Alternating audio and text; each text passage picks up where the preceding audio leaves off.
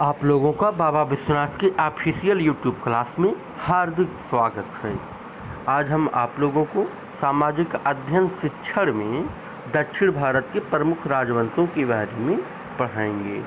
इससे पहले हमने आप लोगों को सामंतवादकालीन शासन व्यवस्था के बारे में पढ़ा दिया है, जिनमें उत्तर भारत में जो राजपूत शासन था वह किस प्रकार से फला फूला और उसका कौन कौन से प्रमुख शासक हुए, इनके बारे में आपको बताया गया था। आज आप लोगों को दक्षिण भारत के प्रमुख राजवंशों के बारे में बताया जाएगा। 6ठी शताब्दी में उत्तर भारत की तरह दक्षिण भारत में भी कुछ राजवंशों का प्रभुत्व अस्तित्व में आया। विंध्य पहाड़ी क्षेत्र से लेकर दक्षिण में कन्याकुमारी तक का भूभाग दक्षिणापथ या दक्कन का पठार कहलाता है। यह पठारी क्षेत्र उत्तर भारत की तरह उर्वरक नहीं है, किंतु इस क्षेत्र में बहने वाली महानदी गोदावरी, कृष्णा, कावेरी आदि नदियों के कारण नदी घाटी का भूभाग काफ़ी उर्वरक है। इस क्षेत्र के प्रमुख राजवंशों का विवरण इस प्रकार है: चालुक्य वंश, पल्लव वंश, चोल वंश और राष्ट्रकूट वंश। आइए हम सर्वप्रथम चालुक्य वंश के बारे में अध्ययन करते हैं। चालुक्य वंश। चालुक्य वंश उत्पत्ति। चालुक्य वंश की उत्पत्ति के विषय में निश्चित रूप से कुछ कहना संभव नहीं है। Doctor B.A. स्मिथ के अनुसार चालुक्य चापों से संबंधित होने के कारण विदेशी गुर्जर जाति के थे और संभवतः वे राजपूताना से दक्षिण गए थे। आयंगर के अनुसार इस वंश का मूल स्थान अयोध्या था, वहाँ से वे दक्षिण चले गए। चालुक्य अभिलेखों में चालुक्यों को सोमवंशी क्षत्रिय कहा गया है। 6ठी से 8वीं शताब्दी ईस्वी तथा 10वीं से 12वीं शताब्दी ईस्वी तक चालुक्य वंश दक्षिण में एक शक्तिशाली वंश था। इन चालुक्य राजाओं की 3 शाखाएं थीं: वातापी के चालुक्य, कल्याणी के चालुक्य और बेंगी के चालुक्य। आइए हम वातापी के चालुक्यों के बारे में सर्वप्रथम जानते हैं। वातापी के चालुक्य।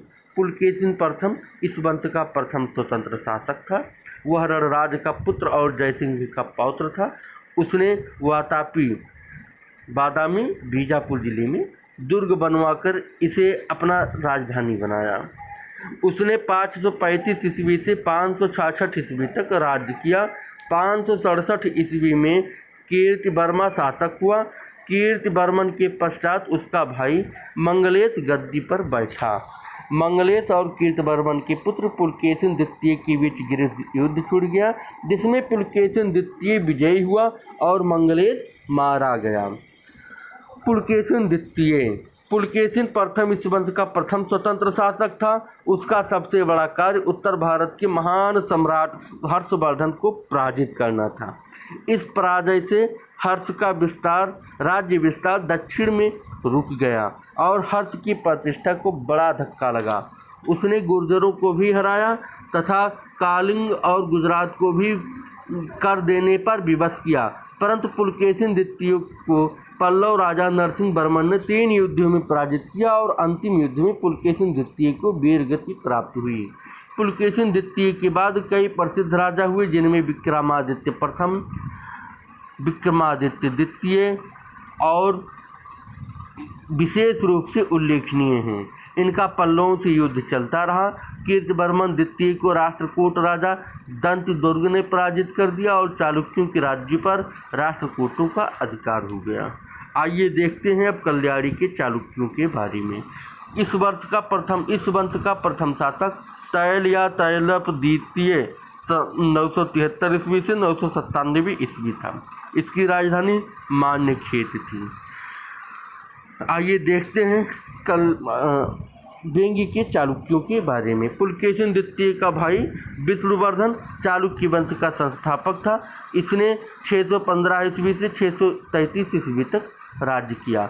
इसकी राजधानी बेंगी थी। इसके पश्चात जयसिंह प्रथम इंद्रवर्मन केवल 1 सप्ताह जो कि शासन किया था। विष्णुवर्धन द्वितीय 663 ईस्वी से 672 ईस्वी राजा बने। और भी बहुत सारे राजा इनके यहाँ हुए, जिसमें युवराज जयसिंह द्वितीय, विष्णुवर्धन तृतीय, विजयादित्य तृतीय, विजयादित्य द्वितीय, विजयादित्य प्रथम, भीम तृतीय, विक्रमादित्य षष्ठ, बहुत सारे इस तरह के राजा हुए। और यह शासन 1118 ईस्वी तक चलता रहा। चालुक्यों के शासन में काल में धर्म और कला। चालुक्य नरेश ब्राह्मण धर्म का अनुयायी थे। उनके शासनकाल में पौराणिक देवी देवताओं की पूजा का प्रचलन बढ़ा। इन नरेशों ने ब्रह्मा, विष्णु और शिव के विशाल मंदिरों का निर्माण कराया। पूजा में यज्ञों की प्रथा को बढ़ावा मिला। पुलकेशिन द्वितीय ने अश्वमेध यज्ञ किया। उसके दरबार में रवि कीर्ति नामक कवि था, जिसने अहेौल अभिलेख की रचना की। रवि कीर्ति ने जिनेंद्र का मंदिर बनवाया। चालुक्यों के शासनकाल में कला को विशेष प्रोत्साहन भी मिला और चट्टानों को काटकर विशाल मंदिरों का निर्माण किया गया। अजंता और एलोरा दोनों चालुक्य राज्य में स्थित थे। अजंता के कुछ भित्तिचित्र चालुक्य काल के थे। एलोरा में चट्टानों को काटकर बने कुछ मंदिर चालुक्य स्थापत्य कला की याद दिलाते हैं, जैसे कैलाश पर्वत के नीचे रावण नृत्य करते हुए भगवान शिव और नरसिंह भगवान का हिरण्यकश्यप का वध करते हुए दिखाए गए हैं। ये रहा आज के हमारे जो YouTube क्लास है उसका प्रमुख अंश। ये चालुक्य वंश किससे संबंधित था। अगले दिन हम आप लोगों को पल्लव वंश के बारे में पढ़ाएंगे। तब तक के लिए धन्यवाद।